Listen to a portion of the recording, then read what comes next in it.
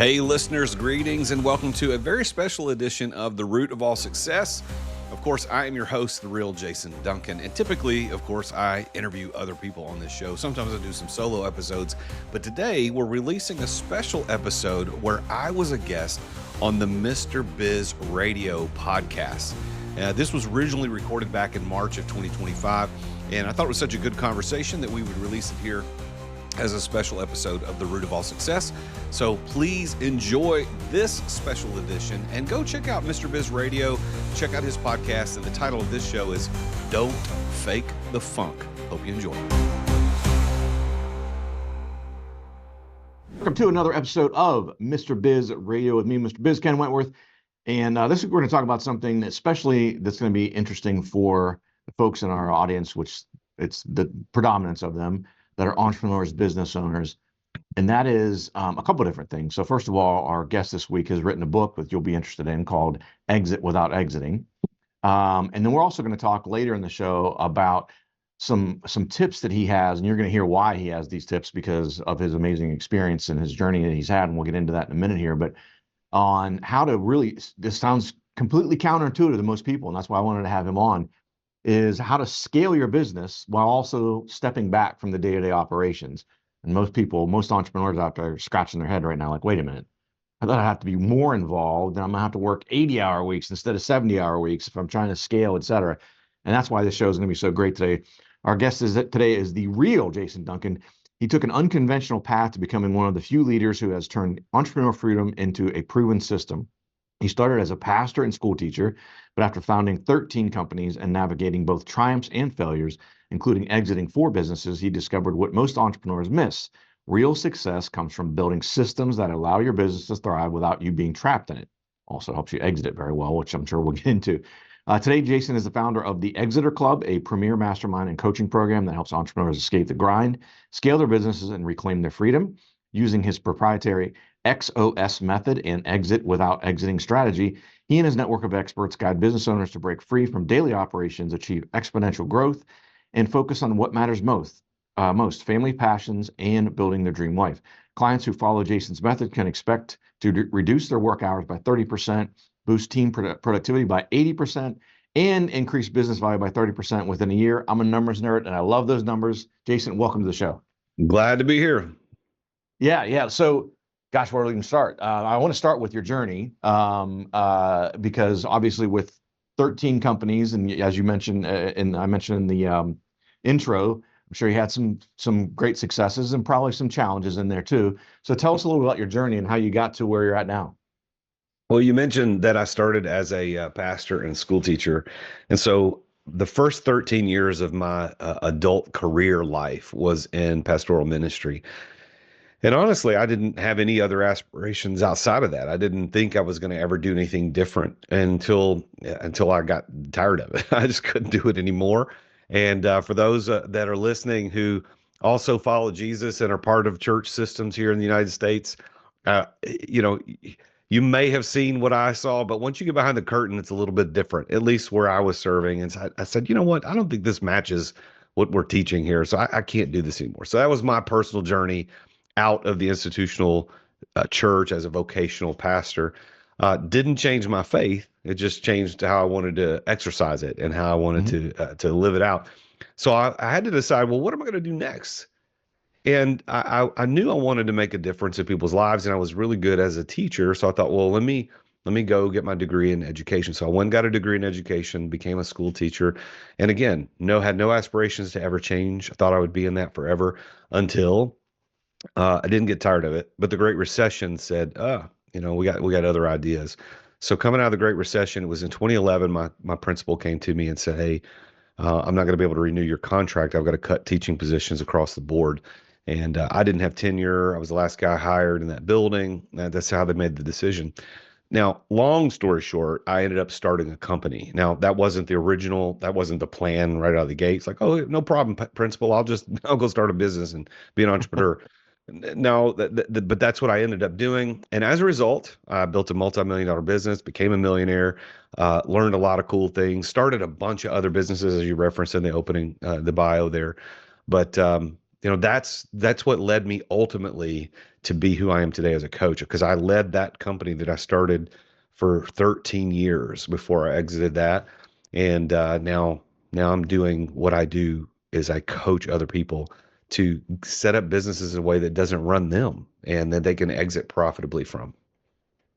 Well, it's interesting too, because I think, even with what I do, as a fractional CFO, business strategist, working with owners, and a lot of the owners that I work with that are saying, hey, I always talk about, what's your goal in 10 years, what's your goal in 5 years, because, I want to make sure that the decisions we're making now are congruent, with those 5 year and 10 year goals, which sounds obvious, but sometimes they're not. Sometimes short-term decisions can be like really great in the short term, but don't really fit the long term. And one of those things, and it sounds like that's what you stumbled upon with your book, Exit Out Exiting, and we'll talk about that a little bit more later, but is you can build a business as an entrepreneur, but if you are the heart and soul of the business, and then you say, hey, let me sell this thing, no one wants to buy it because Yep. it's not as valuable. Because once you extract yourself from it, the value is a significant portion of the value is gone. And I'm guessing that's kind of what led you down this path as well. Yeah. Well, that's what I found out. I had a business coach I was working with in 2017, 18, and 19. And his name was BJ. And when BJ and I were talking about the company that I had started back in 2010, 2011, we had a seven-figure bottom line. We were doing great. Things were good. I said, I don't want to do this anymore. Why don't we sell the company? And he took a look at it and he took a look at me and he's like, you can't. And I said, what do you mean I can't? I mean, it's a seven-figure bottom line. How do we not sell this thing? Somebody will buy it. He goes, the reason you don't want to run it is the same reason nobody will want to buy it, because the business revolved around me. Now, that's not to say I didn't have good teams. It's not to say I Hmm. didn't have good employees. It's not to say I didn't even have some good systems put in place, but everything still relied on me. So in my XOS system that I've since discovered and and built after leaving the world of running that company, it shows that there are three tiers of entrepreneurship. There's tier one, which is owner operator, and that's where 95, maybe more percent of entrepreneurs never leave. They're owner operators. And at that time, I wasn't an owner operator of the business. I had moved into tier two. I was an owner manager. Now, an owner manager doesn't do everything himself or herself, but everything still relies upon them. It still goes through them. Now, I might not have to be there every single day, but if I'm still, the buck stops with me. And then the owner managers can graduate into what we call tier three, which is owner investor. And an owner investor operates their business as an investment, not as an activity that they have to do every day. And they're focused on the asset, not the activity, where the owner operator is focused on the activity and revenue. That's it. And somewhere in between, the manager starts learning, okay, I gotta do this differently. Well, I was an owner manager, had a very good business, doing good revenue, good bottom line, and couldn't sell it. And that's when I started on the discovery journey of how do I get out of this business without having to be in it every day, without selling it. And that's when I discovered how to exit without exiting. Yeah, interesting. Yeah, so like I said, it's I think a lot of people, until they get to that point. I was working with an owner. Gosh, this is probably this is pre-COVID, so I don't know, 5 years ago or so. And he had built this business from the time he was 18. He was late 40s. He had been running it for, at the time, like 28 years, I think.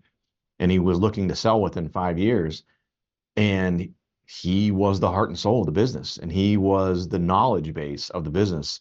And I said, told the same conversation that you had, Jason, is you can't. Like, if I wanted to buy your business and I'm not in your business, I don't have the 30 years of experience that you have. I can't step into your shoes. Even if I want to be an owner operator, I don't have the knowledge to do that. If I did, I have my own dang business in that particular industry. And so it was an eye opener for him. So we had to put together sort of strategy and all that kind of stuff. So you've gone through several different things. You started some businesses, pastor, school teacher, started some businesses, had some epiphanies in there, it sounds like. What led to writing this best-selling book, Exit Without Exiting? So when I got out of the weeds of operating that company, and I didn't know what I was going to do next. I didn't have a specific plan, although I had a few. To use the term client would be a little bit more than it actually was. I had a few clients, people that I was coaching, that would come to me and ask for advice. And so, in the process of exiting without selling the business, I was coaching some of these other folks, and I was really enjoying it. But I'm telling you, when I finally got out of the weeds of daily operations, when I didn't have to be there even a week at a time, it wasn't just once a day, once a week or whatever. I just didn't have to be there at all, really. I didn't know what to do with myself. Honestly, I went through an identity crisis, and I had another mentor coach that I was meeting with, and we met every week, and we would have lunch, and I just I tell him like I don't know who I am. I carried this business card for over a decade that said president and CEO of this company. And now when I introduce myself, first of all, I don't have a business card and I don't even know what I Right. would say. Like I still own the company. I still get paid, but I don't have a function other than just being the owner of the business. And so that identity crisis led me to understand who I am. And I discovered what I believe is my purpose and my unique gifts that I think God gave me, and that is of teaching and leadership. And I thought, well, how can I use this? And it just became natural to look at coaching because I was already doing some of it. I certainly wasn't ever going to go back to the pastorate. I was never going to do that. I had toyed with the idea of going back to the classroom, but I thought, man, I don't think that's exercising this gift at its full capacity.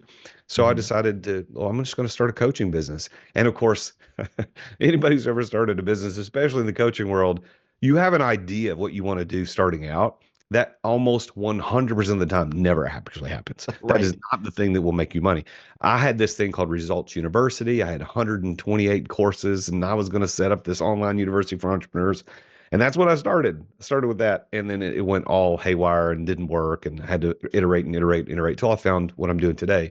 Well, through that process, one of the marketing companies I hired said, Jason, you need to put this in a book. You need to start telling people how to do what you did. And that's why and how I started writing the book.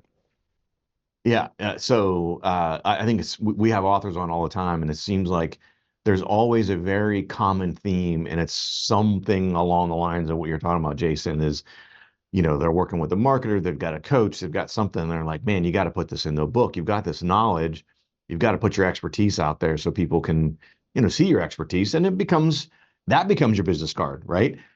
It's interesting you mentioned even before that, though, you know, the company had become somewhat of your own personal identity with, president, CEO, as you mentioned, with the business card.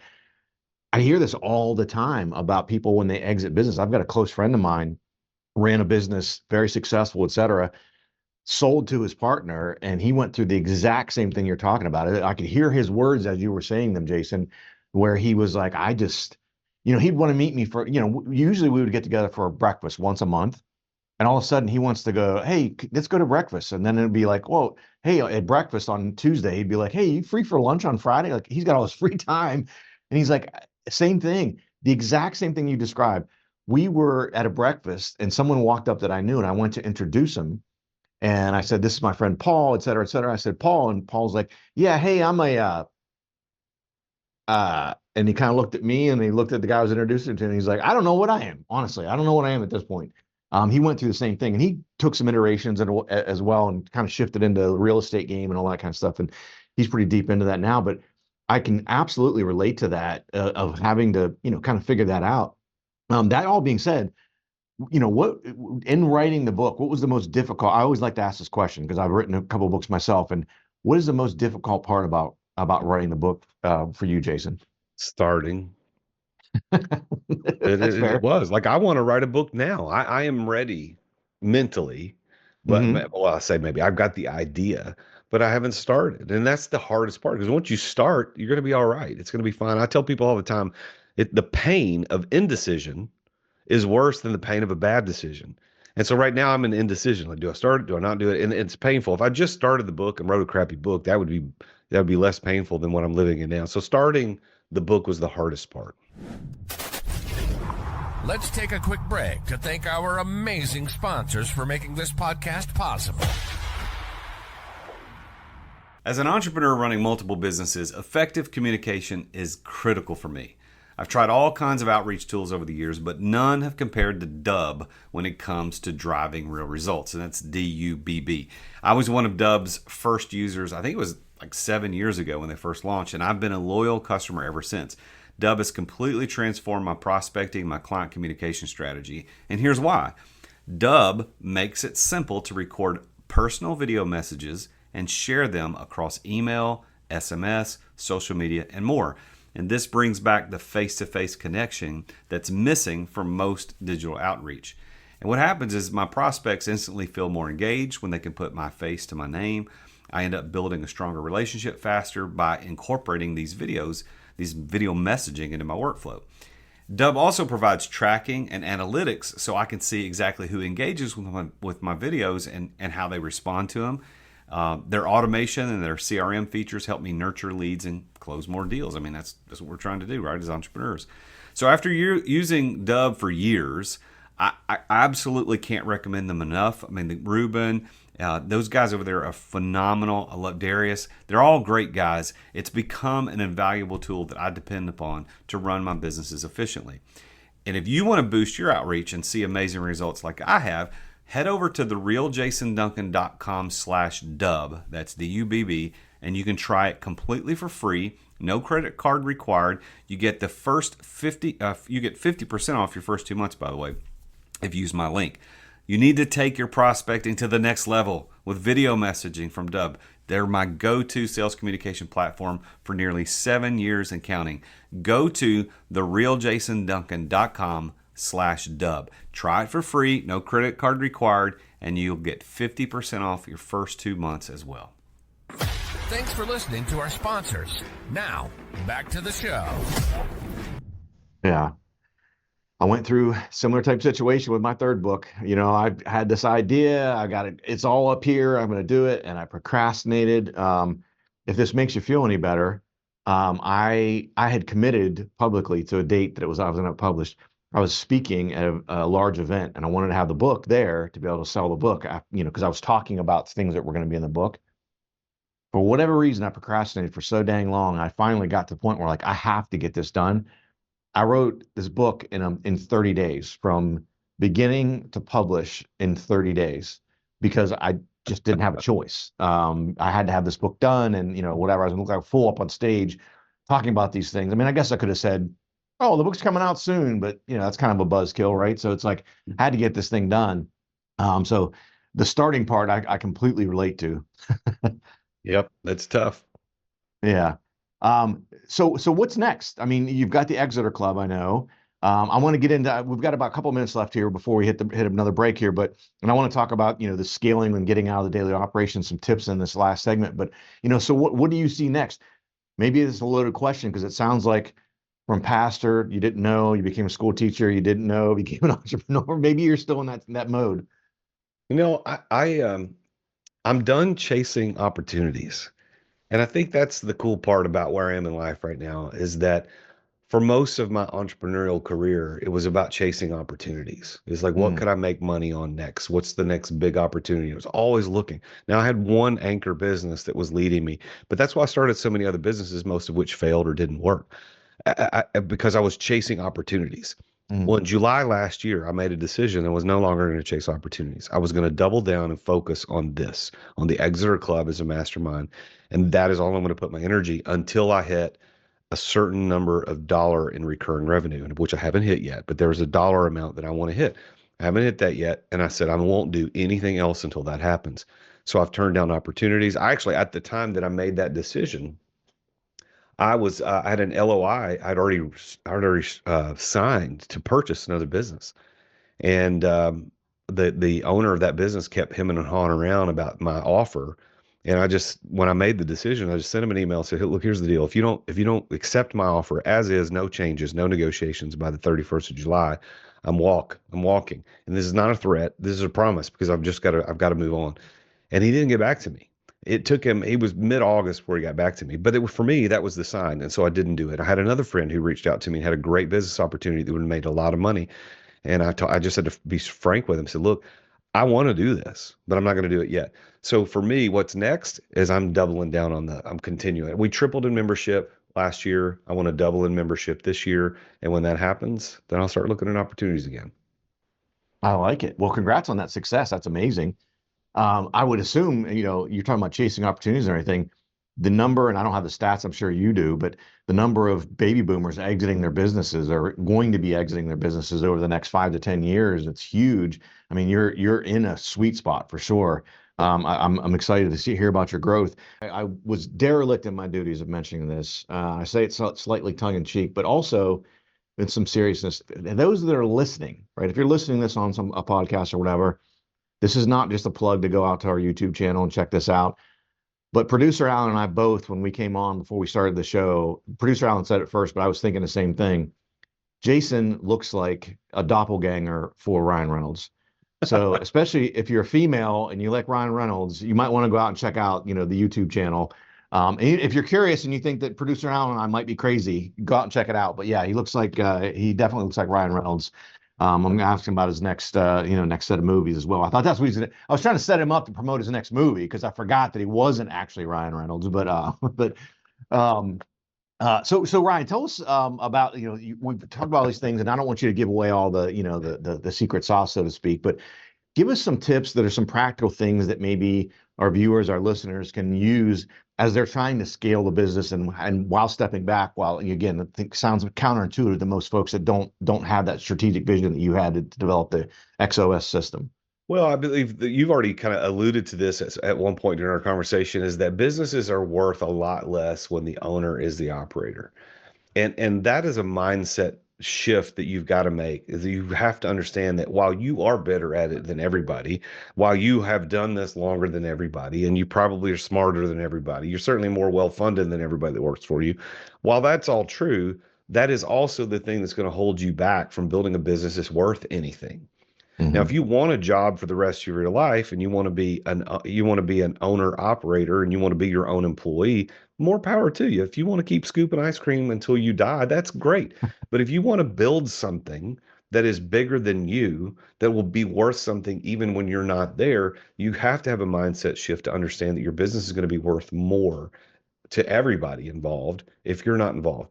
I think it's very selfish, really, if you think about it, for an owner operator who at least has been told this information and they continue in it, because you are putting your entire company at risk. Because if you get hit by a bus or you get sick, if something happens to you and you're not there, everybody doesn't get paid. The business shuts down.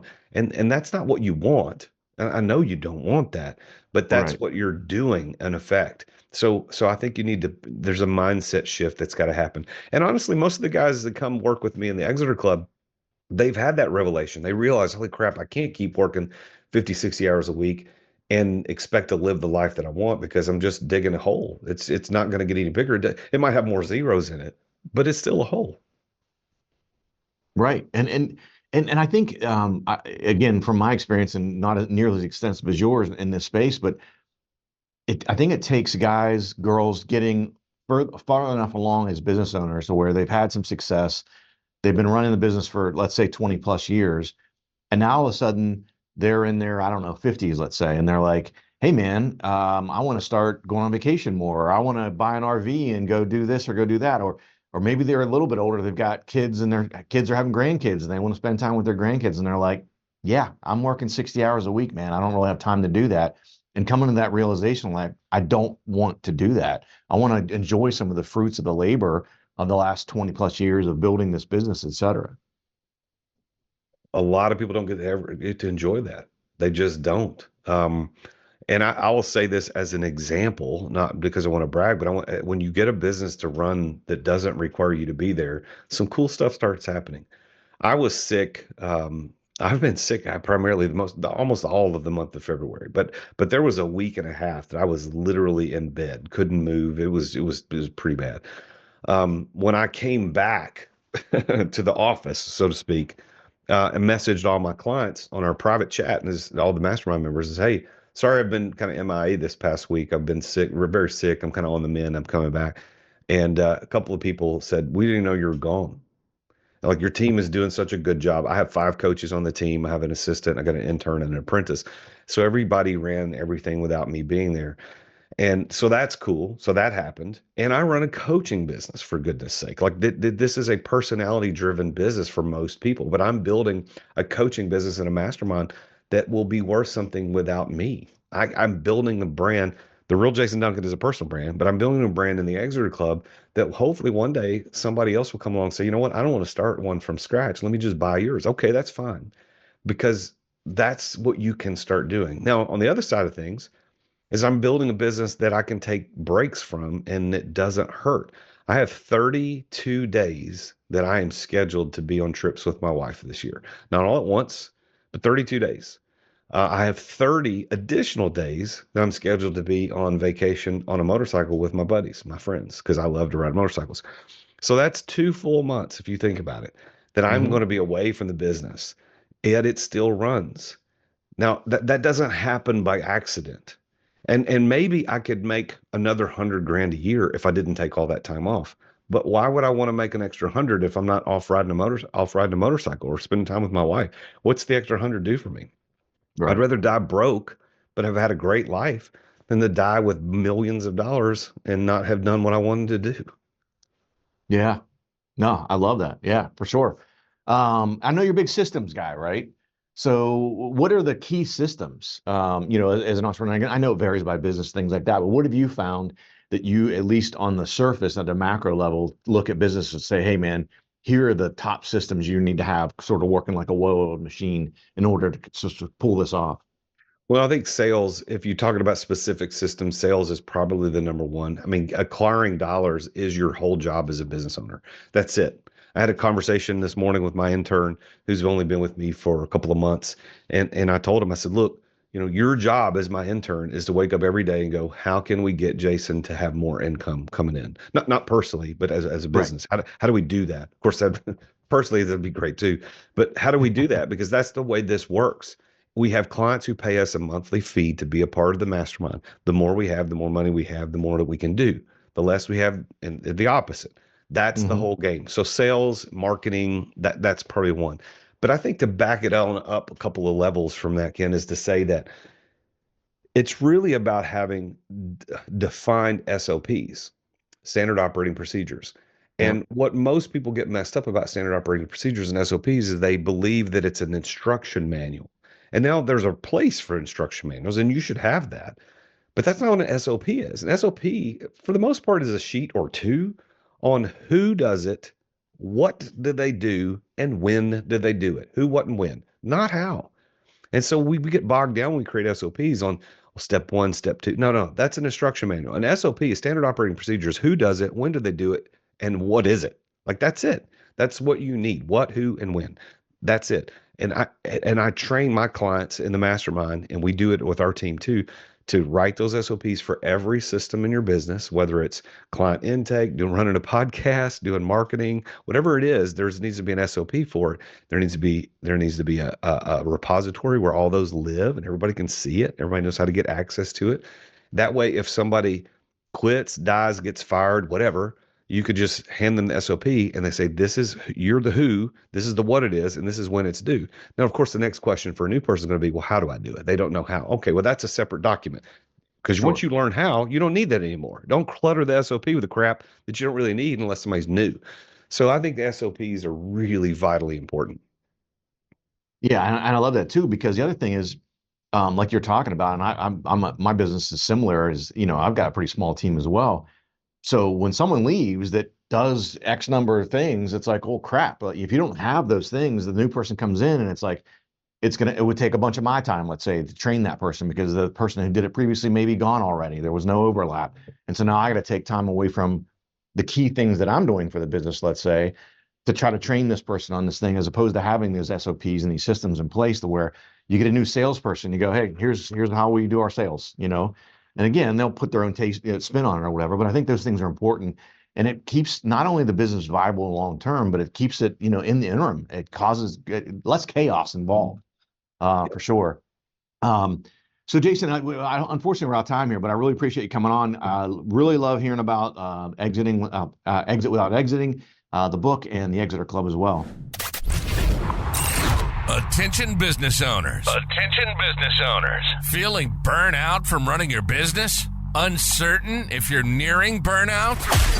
Take our free 10-question business burnout test at businessburnouttest.com to discover where you stand. With just 10 quick questions, you'll learn how to immediately begin making changes to regain freedom and success. cut your daily operations time in half, improve your quality of life, and prepare your business for your future exit without losing revenue or profit. Visit businessburnouttest.com now and take the test. Thank you for listening to another edition of The Root of All Success with the real Jason Duncan. If you've enjoyed this week's episode, visit therootofallsuccess.com to access the show notes and other helpful resources. Follow Jason on social media at The Real Jason Duncan. See you again next time here on The Root of All Success.